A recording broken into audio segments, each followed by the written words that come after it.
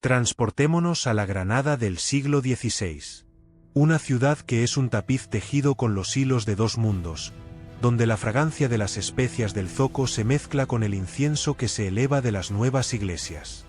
Las fuentes susurran secretos antiguos en los patios de los Cármenes, y sobre todo, la imponente silueta de la Alhambra se recorta contra el cielo, un recuerdo rojizo de un pasado islámico que da paso a una era de fervor cristiano. En estas calles bulliciosas, un crisol de soldados, mercaderes, nobles y mendigos, camina un hombre cuya alma es un campo de batalla. Un hombre que ha conocido el estruendo del cañón, la soledad del pastor y el vacío de una vida sin ancla. Su nombre es Joao Cidade, pero la historia lo recordará por el nombre que le daría su misión divina: Juan de Dios. En este instante de nuestra historia, él no es aún un santo. Es un enigma para quienes lo observan, un torbellino de contradicciones. Su mirada arde con una intensidad que algunos llaman locura, pero que es, en realidad, el fuego incipiente de una caridad tan radical que el mundo aún no está preparado para comprenderla. Este hombre, que pronto cambiaría el rostro de la compasión para siempre, lleva en su corazón el peso de un pasado errante y la urgencia de una llamada divina que está a punto de desgarrar su existencia. Su historia no es un sereno paseo hacia la santidad. Es una búsqueda desesperada, una caída en el abismo de la propia miseria para resurgir transformado por la gracia. Es la crónica de cómo un pecador perdido se convirtió en el padre de los desamparados, encendiendo una luz en los rincones más oscuros de la miseria humana. Si esta es tu primera vez en Vidas Santas, te invitamos a suscribirte y unirte a nuestra comunidad de fe para explorar juntos los extraordinarios caminos de la santidad. La travesía de nuestro santo comienza lejos del sol de Andalucía, en la pequeña villa de Montemorónovo, en el Reino de Portugal, en el año de nuestro Señor de 1495. Nació el 8 de marzo en el seno de una familia humilde y piadosa. Su nombre de pila era João Cidade. Sus primeros años transcurrieron en la sencillez del campo portugués, entre el amor de sus padres y las primeras lecciones de la fe. Pero una sombra de misterio se cierne sobre su niñez. A la tierna edad de 8 años, Joao desaparece. Las crónicas no son unánimes en el motivo. Algunos hablan de un clérigo viajero que, cautivado por la inteligencia y piedad del niño, lo convenció para seguirle con promesas de una vida de estudio y servicio a Dios. Otros sugieren que fue el propio espíritu inquieto y aventurero del niño el que lo impulsó a escapar de la tranquilidad de su hogar en busca de un mundo más vasto. Sea como fuere, el resultado fue una herida profunda en el corazón de su familia. El pequeño Joao se encontró solo en España, un niño perdido en una tierra extraña. El destino lo llevó a Oropesa, cerca de Toledo, donde fue acogido por un hombre llamado Francisco Cid, mayoral de un gran rebaño. Le dieron el apodo de Juan de Dios, quizás por su aparición providencial o por la piedad que aún conservaba de su crianza. Durante casi 20 años, su vida fue la del pastor. Aprendió los ritmos de la tierra, la soledad de los campos bajo las estrellas y la dura disciplina del trabajo. Creció hasta convertirse en un joven fuerte y responsable. Su patrón, Francisco Cid, llegó a quererlo como a un hijo y le ofreció la mano de su propia hija en matrimonio, junto con la promesa de heredar sus bienes. Era una oferta de estabilidad, de una vida resuelta y honorable.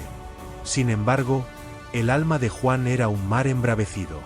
La tranquilidad del campo no podía apagar el fuego de su inquietud.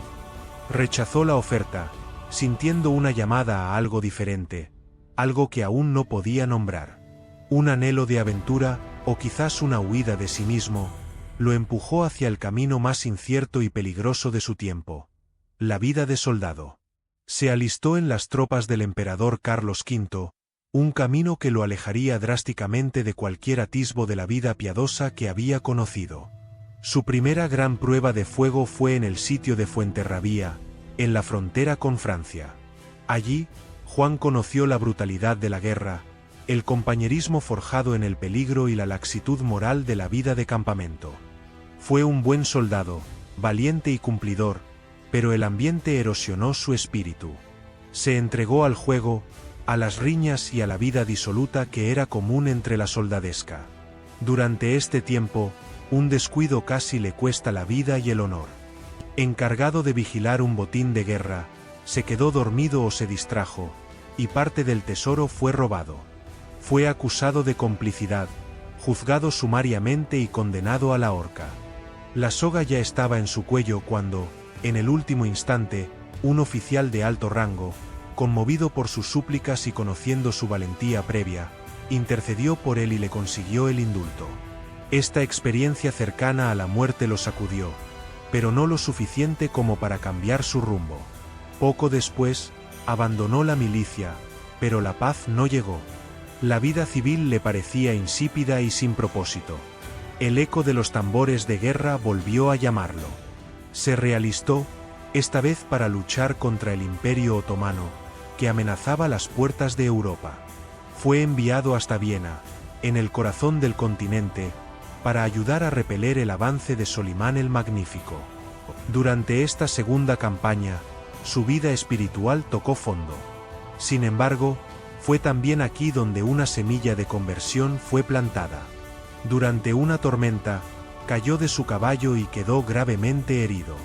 Yaciendo en el suelo, temiendo la muerte, se encomendó a la Virgen María y prometió enmendar su vida si se salvaba.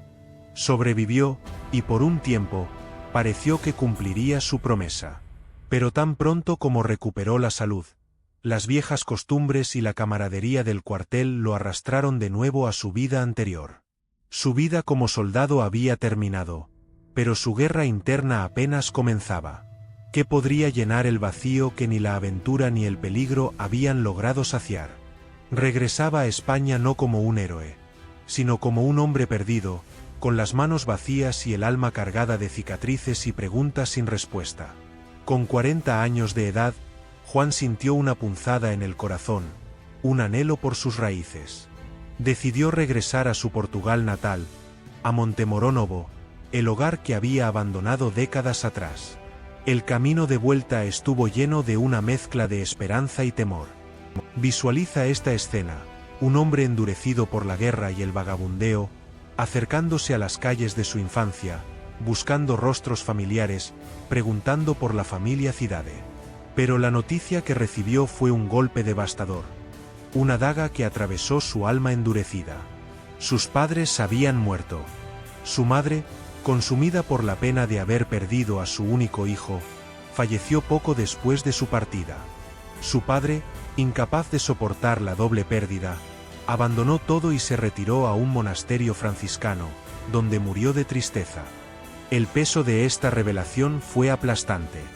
Juan comprendió que su impulsiva decisión de niño había sido la causa indirecta de la muerte de quienes más lo amaban. La culpa, un monstruo que había mantenido a raya durante años, lo consumió por completo. Esta no era una herida de guerra que pudiera sanar con el tiempo. Era una herida espiritual profunda que lo marcaría para siempre y redefiniría el propósito de su existencia. Angustiado y sin rumbo, comenzó un periodo de peregrinación y penitencia.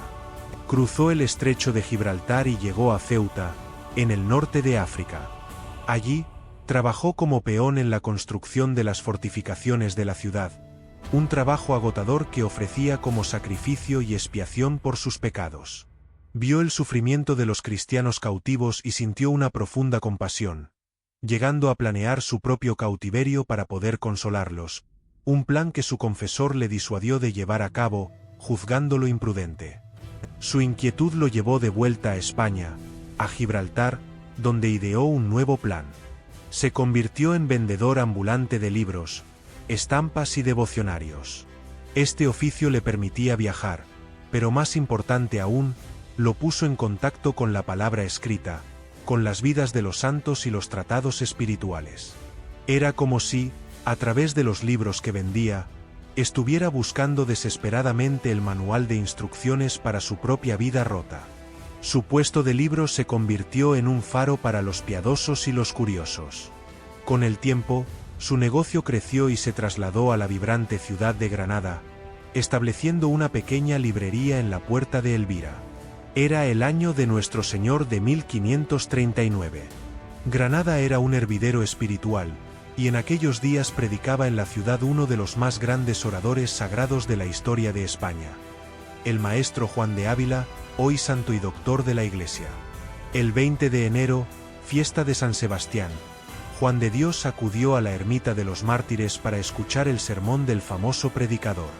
No sabía que ese día, en ese lugar, su vida se rompería en 1000 pedazos para ser reconstruida por la mano de Dios. El maestro Ávila predicó con un fuego arrollador sobre el amor de Dios, el arrepentimiento y la entrega total a Jesucristo. Cada palabra era una flecha que encontraba su blanco en el corazón atormentado de Juan. Las verdades del Evangelio, que había conocido de niño y olvidado en los campos de batalla, resurgieron con una fuerza incontenible. De repente, vio con una claridad aterradora el abismo de sus pecados y la inmensidad de la misericordia divina que lo llamaba. El dique de su autocontrol se rompió. En medio de la congregación, Juan de Dios comenzó a gritar. Lloraba, se golpeaba el pecho, pedía misericordia a grandes voces. Misericordia, Señor, de mí, que soy un gran pecador. Salió de la ermita como un hombre fuera de sí, corriendo por las calles de Granada, arrancándose el pelo y rasgando sus vestiduras. Regaló todos sus libros, destrozó su tienda y comenzó a rodar por el fango, suplicando el perdón de Dios y el desprecio de los hombres. El soldado rudo, el pastor endurecido, el vendedor ambulante, se había desmoronado, revelando un alma desnuda y desesperada por la gracia. La ciudad entera fue testigo de este espectáculo. Lo tomaron por un loco. Su conversión fue tan violenta, tan pública y tan extrema, que nadie pudo interpretarla como un acto de piedad. Para el mundo, Juan de Dios había perdido la razón. La reacción de la gente de Granada fue una mezcla de burla y lástima. Los niños lo seguían por las calles, apedreándolo y gritándole, ¡loco! Los adultos se santiguaban a su paso. Juan aceptaba estas humillaciones como la penitencia justa por su vida de pecado. Cuanto más lo despreciaban, más sentía que se acercaba al perdón de Dios. Visualicemos la escena: un hombre de más de 40 años, fuerte y corpulento, que había enfrentado ejércitos, ahora se arrastraba por el suelo, pidiendo ser castigado. ¿Era esto locura o una forma de santidad que el mundo no podía comprender? Su comportamiento era tan escandaloso que las autoridades decidieron intervenir. Fue apresado y conducido al Hospital Real de Granada, que en aquella época albergaba también a los enfermos mentales. Allí, Juan de Dios fue arrojado al infierno en la tierra. Los manicomios del siglo XVI eran lugares de horror. Los tratamientos consistían en encadenar a los pacientes, azotarlos regularmente, someterlos a duchas de agua helada y mantenerlos en condiciones de miseria y abandono. Se creía que la locura era una forma de posesión demoníaca o un desorden de los humores que debía ser purgado con violencia. Juan sufrió estos tormentos en silencio, aceptándolos como parte de su expiación. Pasaba los días en oración, pidiendo a Dios que le mostrara el camino. Sin embargo, en medio de su propio sufrimiento, no podía ignorar el de los demás. Veía a los otros internos, los verdaderamente enfermos, los abandonados, los olvidados por la sociedad, y su corazón se llenaba de una compasión abrumadora. Comenzó a cuidarlos, a limpiar sus llagas, a compartir con ellos su escasa ración de comida, a hablarles con una ternura que nadie más les ofrecía. La noticia de la extraña piedad del loco de la librería llegó a oídos del hombre que había provocado su crisis, San Juan de Ávila.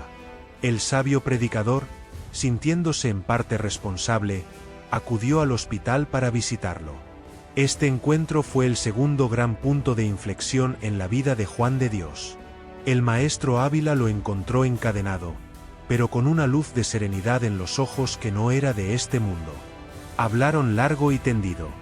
Juan le abrió su corazón, le contó su vida, su culpa, su desesperado deseo de hacer penitencia.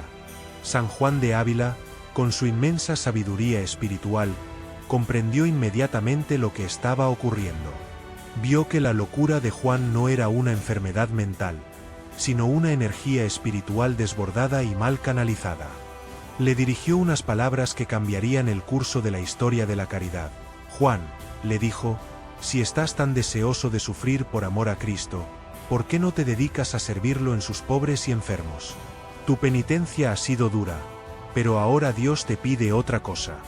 Vístete, come, y canaliza esa pasión que te consume no en destruirte a ti mismo, sino en construir un refugio para los que sufren.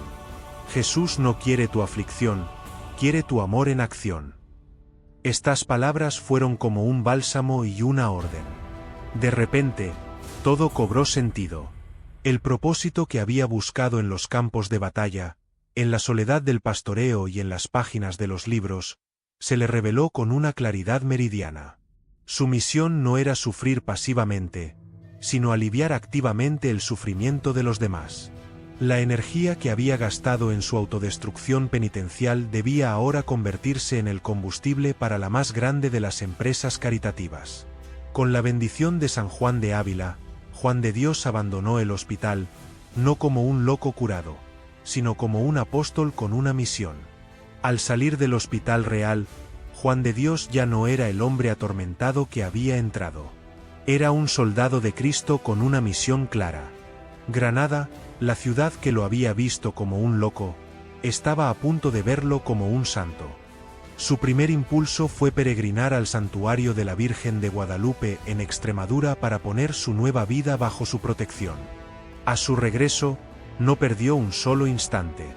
Su hospital no comenzaría con grandes edificios ni con el patrocinio de los ricos, sino con la fuerza de sus propios hombros y el fuego de su corazón. Comenzó a recorrer la ciudad, buscando a los más pobres entre los pobres, los enfermos crónicos, los lisiados, los huérfanos, aquellos a quienes nadie quería, los que morían de hambre y enfermedad en los portales y bajo los puentes. Al principio, su hospital era el propio cielo de Granada. Durante el día, trabajaba en lo que podía para ganar algunas monedas. Y al caer la noche, comenzaba su verdadera labor. Su figura se hizo familiar en las oscuras callejuelas. Con una cesta a la espalda y dos grandes ollas en las manos, recorría la ciudad gritando una frase que se convertiría en su lema y en el de su futura orden: hermanos, haceos bien a vosotros mismos. Por amor de Dios, haced el bien. No pedía caridad para sí mismo, sino que ofrecía a los demás la oportunidad de ganar el cielo ayudando a los pobres. Era una forma revolucionaria de entender la limosna, no como un simple acto de dar lo que sobra, sino como una inversión espiritual, un acto de amor que beneficia en primer lugar al que da. Y si no quieres perderte ninguna historia de fe como esta, que nos enseña cómo el amor se transforma en acción, asegúrate de activar la campanita de notificaciones. Con el dinero y la comida que recogía, alimentaba a los pobres que encontraba. Pronto se dio cuenta de que necesitaban más que una comida caliente. Necesitaban un techo, cuidados, un lugar donde poder sufrir y morir con dignidad. Alquiló una pequeña casa en la calle Lucena, un lugar humilde que se convirtió en el primer hospital de Juan de Dios. La casa se llenó rápidamente. Él mismo salía a buscar a los enfermos, y si no podían caminar, los cargaba sobre sus espaldas hasta su refugio. Allí, la caridad se hacía tangible. Juan era el enfermero jefe, el cocinero, el limpiador y el recaudador de fondos. Lavaba sus cuerpos sucios, curaba sus heridas purulentas, les daba de comer con sus propias manos y les ofrecía, por primera vez en mucho tiempo, una palabra de consuelo y una mirada de respeto. Lo que hacía a su hospital revolucionario no era solo su existencia, sino su método. En una época en que los hospitales eran a menudo lugares insalubres donde los enfermos se hacinaban de cualquier manera, a menudo varios en una misma cama, Juan introdujo innovaciones asombrosas, guiado por la intuición de la caridad. Insistió en una cama para cada paciente, algo inaudito. Separaba a los enfermos según sus dolencias para evitar contagios. Daba una enorme importancia a la limpieza y a la higiene. Pero su mayor innovación fue el trato personal. No veía a una masa anónima de necesitados, sino a individuos, a cada uno de los cuales llamaba por su nombre. En cada uno de ellos, veía el rostro sufriente de Cristo. Les hablaba, los escuchaba y oraba con ellos. Restituía la dignidad a aquellos a quienes el mundo se la había arrebatado. ¿De dónde sacaría las fuerzas un solo hombre para desafiar la indiferencia de toda una ciudad y cuidar de docenas de desamparados día y noche? La respuesta estaba en su vida de oración. Pasaba horas de la noche ante el Santísimo Sacramento, recargando su espíritu en la fuente de todo amor, para poder derramarlo durante el día. El camino no fue fácil. La empresa de Juan de Dios se enfrentó a la desconfianza y la hostilidad.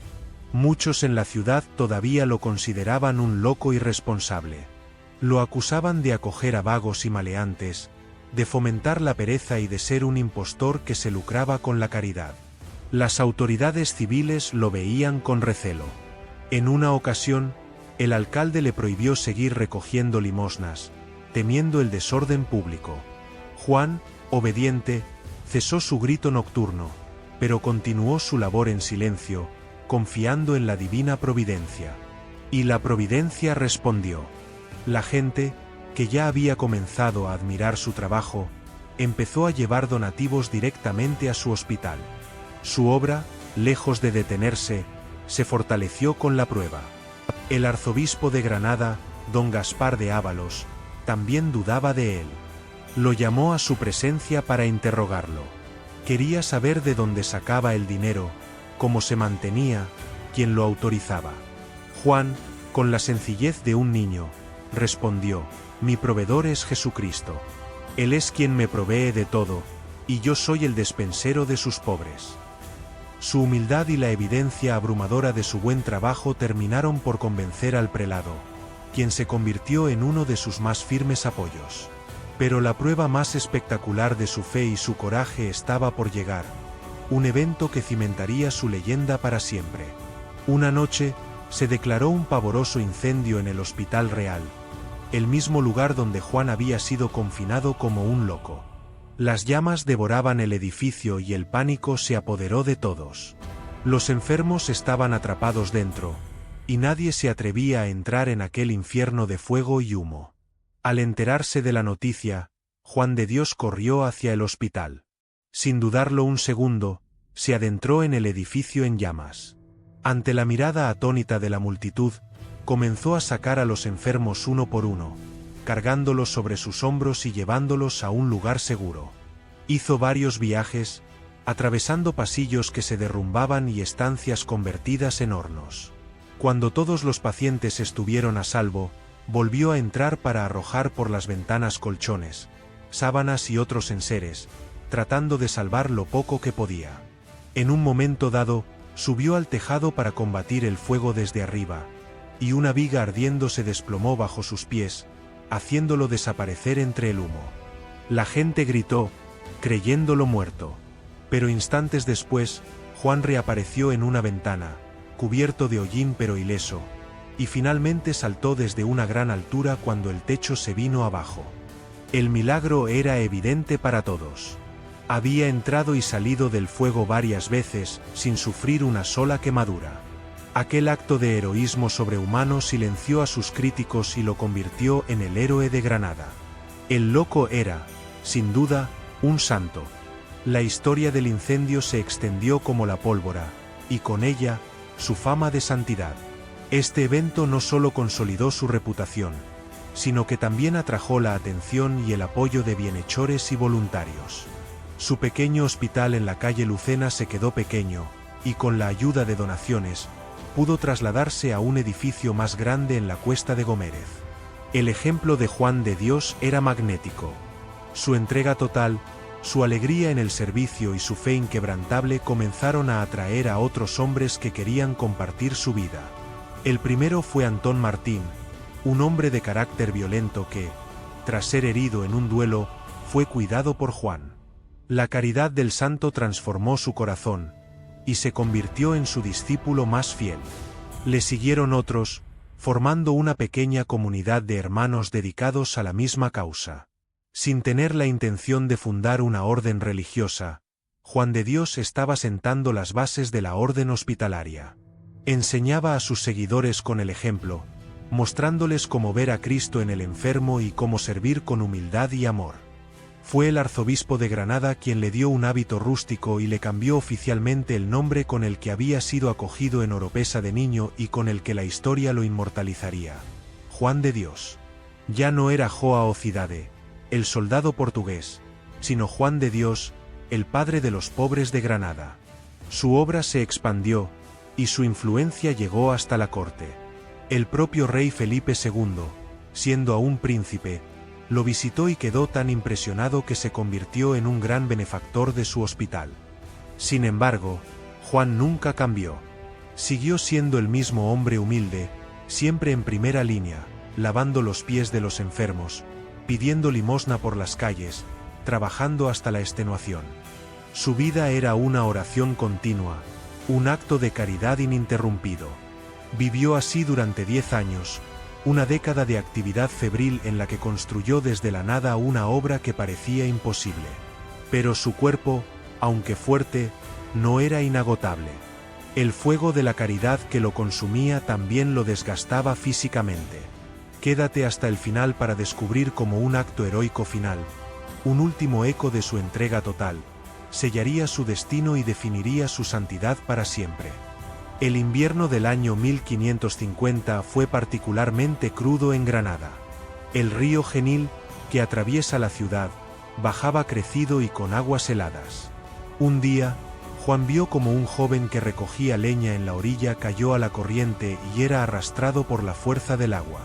Sin pensar en su propia seguridad, Juan, que ya tenía 55 años y una salud debilitada por el trabajo incesante, se arrojó al río para salvarlo.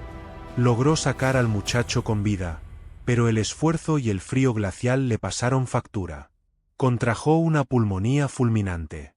Fue llevado a la casa de los señores de Pisa, una familia noble que lo admiraba y lo había apoyado en su obra.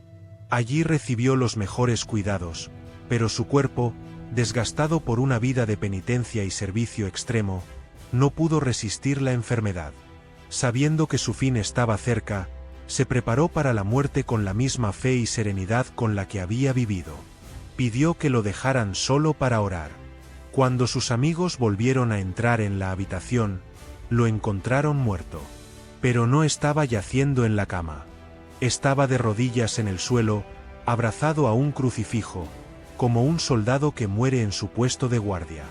Era el 8 de marzo de 1550, el día en que cumplía 55 años. Murió como vivió, en un acto de oración y entrega total a su Señor. La noticia de su muerte conmocionó a toda Granada. La ciudad entera lloró la pérdida de su santo. Su funeral fue una manifestación imponente de amor y gratitud. Ricos y pobres, nobles y mendigos, todos acudieron a dar su último adiós al hombre que los había enseñado a hacer el bien. Fue enterrado con todos los honores en la iglesia del convento de la Victoria, y su sepulcro se convirtió inmediatamente en lugar de peregrinación y milagros. Nos encantaría leer en los comentarios qué aspecto de la vida de San Juan de Dios te ha conmovido más, si su dramática conversión, su heroísmo en el fuego o su ternura con los enfermos. La muerte de San Juan de Dios no fue el final de su obra, sino el comienzo de su expansión. La pequeña comunidad de hermanos que había reunido en torno a él, liderada por su fiel discípulo Antón Martín, continuó su misión con el mismo espíritu. Se llamaron a sí mismos los Hermanos Hospitalarios de San Juan de Dios. Desde Granada, su carisma se extendió por toda España, luego por Italia, el resto de Europa y, finalmente, por todo el mundo. El humilde hospital de la Cuesta de Gómez fue la semilla de una de las organizaciones de atención sanitaria más grandes y respetadas de la Iglesia Católica, que hoy cuenta con cientos de hospitales, clínicas y centros de acogida en más de 50 países, continuando el legado de su fundador más de 5 siglos después. La vida de San Juan de Dios es un testimonio deslumbrante del poder transformador de la gracia de Dios. Nos muestra que no hay pecado tan grande que la misericordia divina no pueda perdonar, ni vida tan rota que no pueda ser reconstruida para un propósito glorioso. Su camino hacia la santidad no fue lineal ni perfecto. Fue un camino de caídas y levantadas, de búsqueda y encuentro, de locura a los ojos del mundo y de sabiduría a los ojos de Dios. Encarnó de manera sublime las virtudes cristianas. Su fe fue la roca sobre la que construyó su vida tras su conversión, una confianza absoluta en la providencia que nunca lo abandonó. Su caridad fue legendaria, una entrega total y sin reservas al prójimo sufriente, en quien veía siempre a Cristo. Su humildad lo llevó a considerarse el mayor de los pecadores y a servir a los demás desde el último lugar. Y su perseverancia lo sostuvo a través de la incomprensión, la escasez y el agotamiento físico. Fue canonizado por el Papa Alejandro VIII en el año 1690, y más tarde fue proclamado patrono de los enfermos, de los hospitales y del personal sanitario. Por su acto heroico en el incendio del Hospital Real, también es invocado como patrono de los bomberos. Su figura es un faro de esperanza. Nos recuerda que la santidad no es la ausencia de debilidades o de un pasado oscuro, sino la respuesta generosa al amor de Dios, un sí dicho cada día en el servicio concreto a los demás. El legado de San Juan de Dios nos interpela hoy con una fuerza arrolladora. En un mundo a menudo marcado por la indiferencia, el individualismo y el descarte de los más frágiles, su grito resuena a través de los siglos: hermanos, haceos bien a vosotros mismos. Nos invita a descubrir que la verdadera felicidad no se encuentra en acumular, sino en dar. No en el poder, sino en el servicio. No en la autocomplacencia, sino en la compasión. La vida de San Juan de Dios es una invitación a abrir los ojos a los enfermos de nuestro tiempo. Los que sufren la soledad, la pobreza, la enfermedad, la exclusión. Nos desafía a ser las manos, los pies y el corazón de Cristo para ellos, a construir nuestros propios hospitales de misericordia en nuestras familias, nuestros trabajos y nuestras comunidades. Su historia demuestra que un solo hombre, incendiado por el amor de Dios, puede cambiar el mundo. Si la vida de San Juan de Dios te ha inspirado, dale un me gusta a este vídeo, compártelo con alguien que necesite un mensaje de esperanza y no olvides suscribirte a Vidas Santas, para seguir explorando las vidas de quienes iluminaron el mundo con su fe.